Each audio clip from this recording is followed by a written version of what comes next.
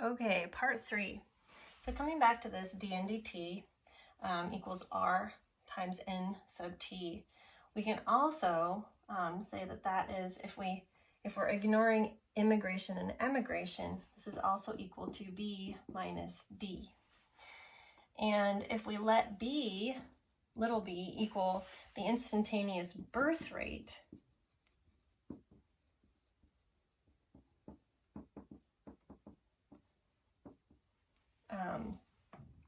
then we can say, and we can let d, little d, equal the instantaneous death rate. Then we can say things like births equal the birth rate times the population size, and deaths equal the death rate times the population size, both implying that the birth rate and death rate are constants, which isn't always true, but a lot of things have to be kind of simplified to make sense of them. And then we can plug into this instead, b minus d, then we can get something like this, dn dt equals little b minus little d times n. So now replacing the instantaneous birth and death rates, where r equals b minus d, okay, the instantaneous rate of increase. So R values are really important, and they determine what happens to a population. So when R is greater than 0, the population increases exponentially. Okay, when R is equal to 0, the population remains constant. And when R is less than 0, the population declines to extinction. All right, and the units for R are kind of odd, but they are individuals, basically individuals produced per individual times some unit time. So the instantaneous growth rate could be, if you're working with bacteria on a daily basis, how many individuals are produced per individual bacteria per day. Or if you're dealing with more like wildlife populations, it might be individual lambs produced per individual ewe per year, okay?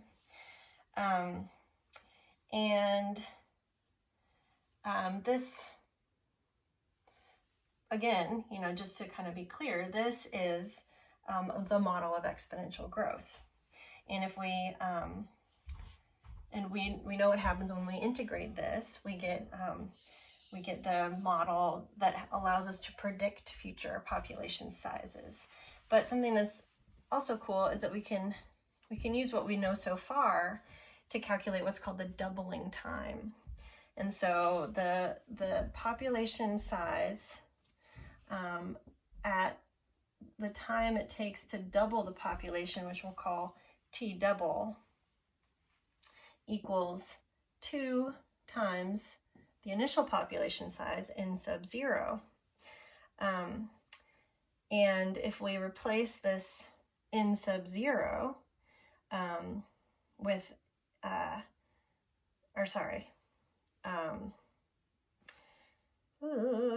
got a little lost here.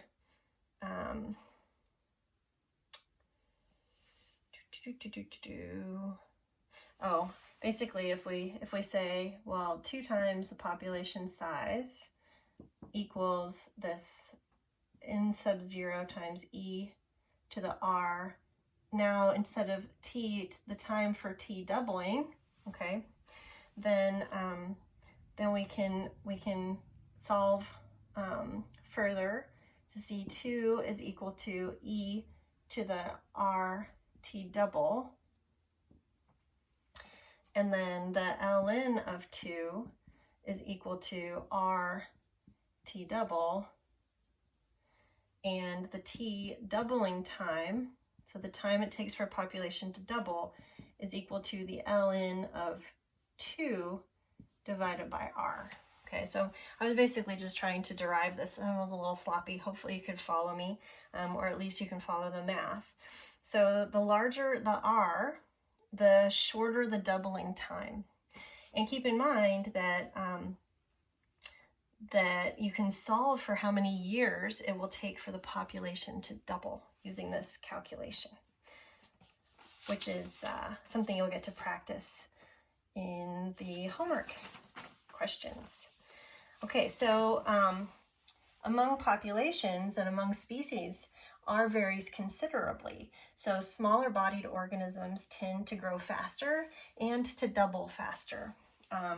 There are some assumptions of the exponential model. The first is, as you can see here, there's no immigration or emigration happening. So the populations are closed. That means no one's coming in or out other than births and deaths happening within the population.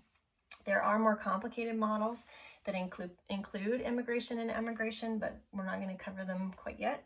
The other assumptions are that B and D, these instantaneous birth and death rates, are constant, that they don't change through time. And so we're basically assuming unlimited supplies and space. And this will make more sense when we talk about density-dependent growth in the future, where supplies and space are limited. There also are assumptions of no genetic structure in the population, so no genetic variation in births or deaths, which is kind of silly. Of course, there's genetic variation in those things. It also assumes, the exponential growth model assumes that there are there's no age or size structure, so that all organisms give birth and die at the same rate, which is also kind of a weird assumption to make, because we know that lots of organisms have to reach sexual maturity before they can reproduce. And we also know that lots of organisms have a finite lifespan, and that they bump up against, like having survivorship curves that lead to more death over when they get older. Okay, so basically this is assuming parthenogenesis, or like basically having no reproductive maturity. And finally, the exponential model assumes continuous growth with no time lags. But we know all these things aren't really true. So again, this is a model. It's a model that helps us understand the conditions under which exponential growth can occur. Most populations of real organisms are rarely in an exponential growth phase, but it helps us to understand the possible, kind of the realm of possibilities. Although no population can increase forever, all populations have the potential for exponential increase or phases of exponential increase.